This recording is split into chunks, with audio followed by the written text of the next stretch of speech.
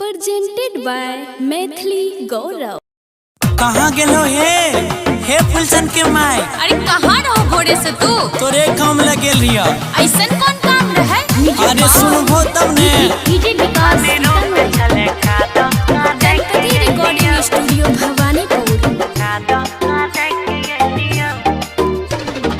भोरे भोरे उठ के कहाँ टोल दै छहो? बोलला पे उल्ट किए होल दै छहो। अरे पूरा बात सुनत महारानी जी। हट तोड़ी के बोला काम धाम छोड़ कहाँ टोल दै छहो?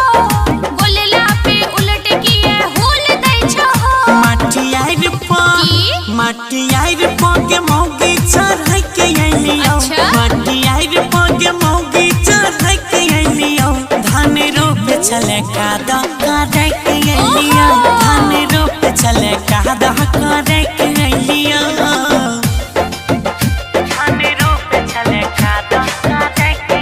Ganpati recording studio Bhawanipur. DJ Vikas Matiyar Kala Sitamarhi. हे हो हमरे के कहै छो छी तैयार हो। जाय के ले आवा ना जान दोई चार हो।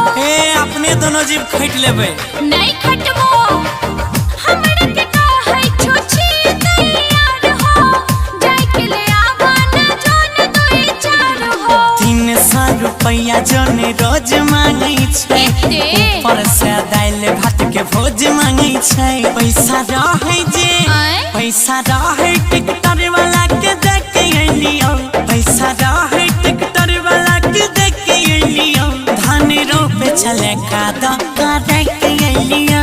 धान रोपे चले कादा करे के अइलियो। धान रोपे चले कादा Mixed by Ajay star. DJ Vikas Matiyar Kala Sitamarhi.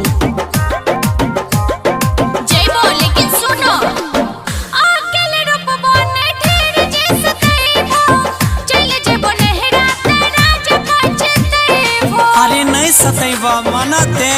पक्का ना अकेले रोपबो ने ढेर जे सतैबो। चल जेबो नहरा तेरा जे पछतैबो। खाना खैबी तीनों टाइम जे भात मांगै छी। कहीं एक मौगी दिनों रात मांगै छी। राइटर रंजीत अजय गौरव से पीछा छोड़े के अइलियो।